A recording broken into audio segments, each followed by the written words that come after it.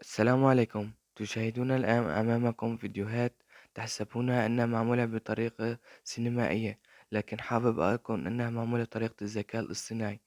إذا كنت حابب تعمل مثل هذه الفيديوهات تابع الفيديو لتعرف طريقة إنشاء مثل هذه الفيديوهات. إنه أفضل موقع حاليا لسنة 2024. نعتري موقع سيظهر أمامكم اسم الموقع. فمن غير كلام كتير، لا تنسى الصلاة على النبي ويلا بينا نبلش. الخطوة الأولى تسجيل الدخول. طبعا أنا مسجل دخول من قبل ومؤنشئ هذه الفيديوهات منه. هو يسمح لك بإنشاء 30 فيديو. هذه لمحة عن الفيديوهات التي أنشأتها.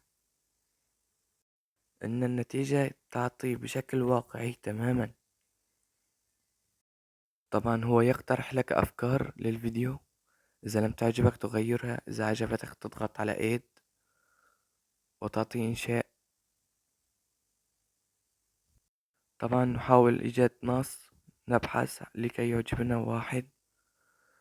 بإمكانك أن تضيف صورة ويسوي لك إياها فيديو، لكن عادة هذا يستغرق بعض الوقت، ولكي لا أطيل عليكم لن أستخدمه في هذا الفيديو.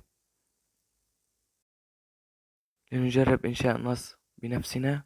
طبعا يجب أن تكون في اللغة الإنجليزية. نذهب إلى ترجمة جوجل ونكتب مثلا رجل يلعب بالكرة.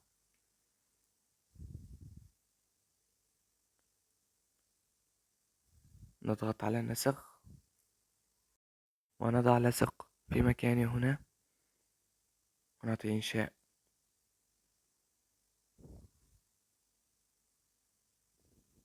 نجرب مرة ثانية في النص الذي يقترحه لنا، نعطي إنشاء. نجرب مرة ثانية في إنشاء نص من عنا. نذهب إلى ترجمة ونكتب مثلا رجل يسبح في الفضاء مثلا. بإمكانك أن تكتب الذي تريده، لكن أنا أعطي أمثلة. ننسخ النص ونضعه في مكانه ونعطيه إنشاء.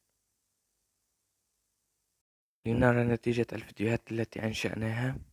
ستظهر أمامكم الآن.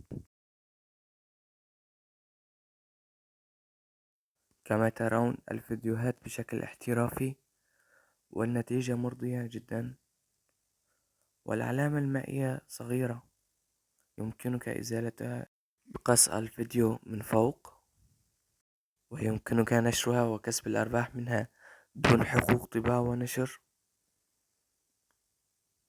ويمكنك أيضا إنشاء قصة كاملة من خلال هذا الموقع. وإذا عجبك الفيديو تضغط على داونلود لتحميل الفيديو، أو تضغط ضغطة مطولة على الفيديو ويعطيك خيار تنزيل الفيديو. وهيك بيكون وصلنا لنهاية الفيديو. أتمنى يكون عجبكم الفيديو.